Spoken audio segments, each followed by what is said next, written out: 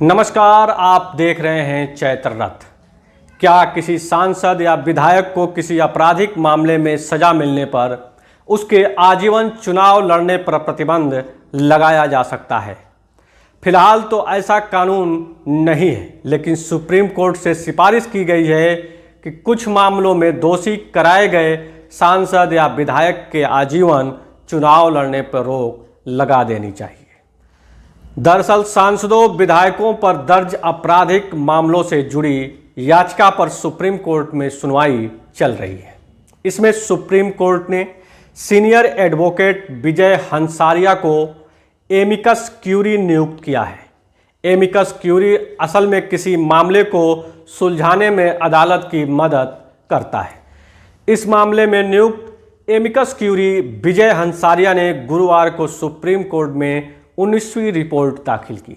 इसमें उन्होंने सिफारिश की है कि जनप्रतिनिधि कानून में बताए गए कुछ अपराधों में दोषी सांसदों के चुनाव लड़ने पर आजीवन प्रतिबंध लगाने पर विचार किया जाए, क्योंकि उन्हें आम लोगों की तुलना में ज़्यादा जिम्मेदार माना जाता है।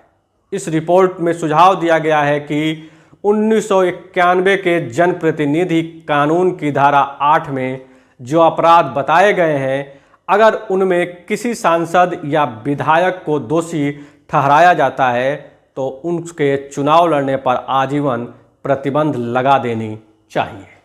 इस रिपोर्ट में एमिकस क्यूरी ने दलील देते हुए कहा कि दोषी ठहराए जाने के बाद सांसद या विधायक के चुनाव लड़ने पर 6 साल की रोक लगती है।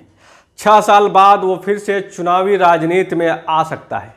लिहाजा ये संविधान के अनुच्छेद 14 का उल्लंघन है, जो कि समानता का अधिकार देती है। रिपोर्ट में कहा गया है कि जिन आपराधिक मामलों में जेल की सजा होती है, उसमें रिहाई के 6 साल बाद तक अयोग्यता रहती है। इस तरह कोई व्यक्ति रिहाई के 6 साल बाद फिर चुनाव लड़ सकता है, भले ही उसे दुष्कर्म जैसे जघन्य अपराध में ही दोषी क्यों न ठहराया गया हो। इस पे दलील देते हुए कहा गया है कि जब कोई अधिकारी दोषी ठहराया जाता है तो उसे अस्थायी रूप से अयोग्य कर दिया जाता है, लेकिन सांसद और विधायकों के मामले में ऐसा नहीं है। इनको सीमित अवधि के लिए ही दोषी ठहराया जाता है। 1951 में जनप्रतिनिधि कानून आया था।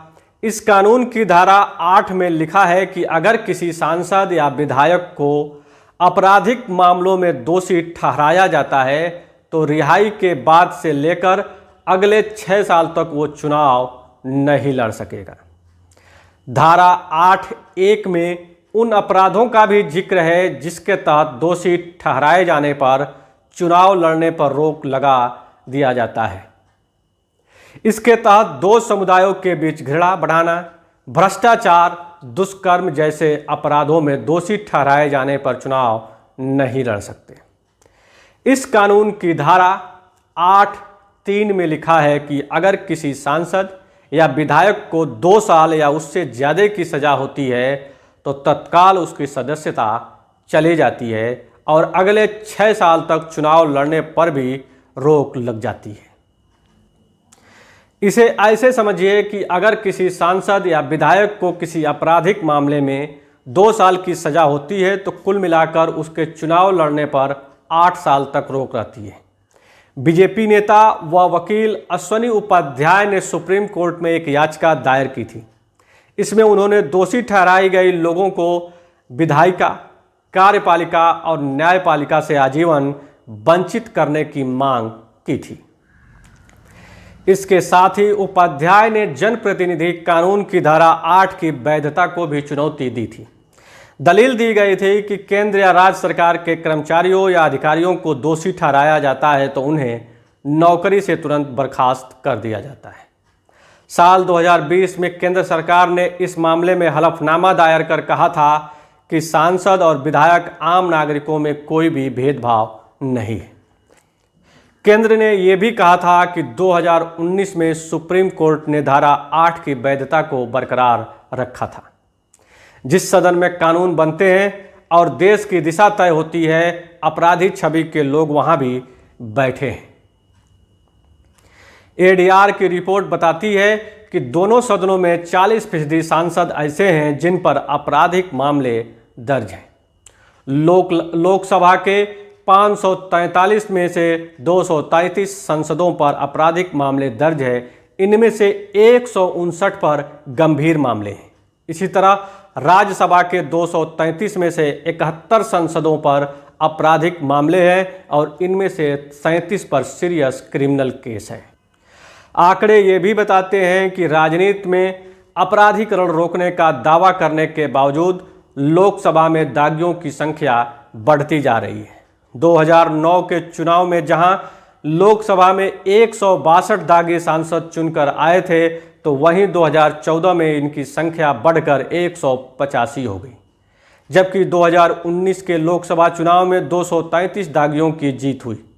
राजनीति में अपराधीकरण पर लगाम लगाने के मकसद से फरवरी 2020 में सुप्रीम कोर्ट ने अहम फैसला सुनाया था। सुप्रीम कोर्ट ने फैसला दिया था कि अगर कोई राजनीतिक पार्टी आपराधिक बैकग्राउंड वाले व्यक्ति को उम्मीदवार बनाती है तो उसके सभी आपराधिक मामलों की जानकारी पार्टी को अपनी वेबसाइट पर अपलोड करनी। इसके साथ ही राजनीतिक पार्टियों को भी ये बताना होगा कि किन कारणों से आपराधिक बैकग्राउंड वाले उम्मीदवार को उम्मीदवार बनाया गया। इसके अलावा यही जानकारी सोशल मीडिया अकाउंट और स्थानीय अखबार में भी देनी होगी।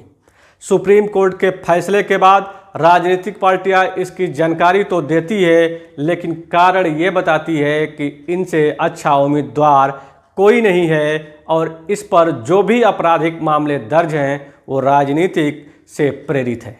यानी कोर्ट का फैसला लागू होने के बावजूद जमीन पर उसका कोई असर नहीं दिखता। तो दोस्तों, ऐसे ही इंटरेस्टिंग न्यूज से अपडेटेड रहने के लिए सब्सक्राइब कीजिए हमारे न्यूज चैनल चैत्र रथ को। तो मिलते हैं एक नए न्यूज के साथ, तब तक के लिए नमस्कार, जय हिंद, वंदे मातरम।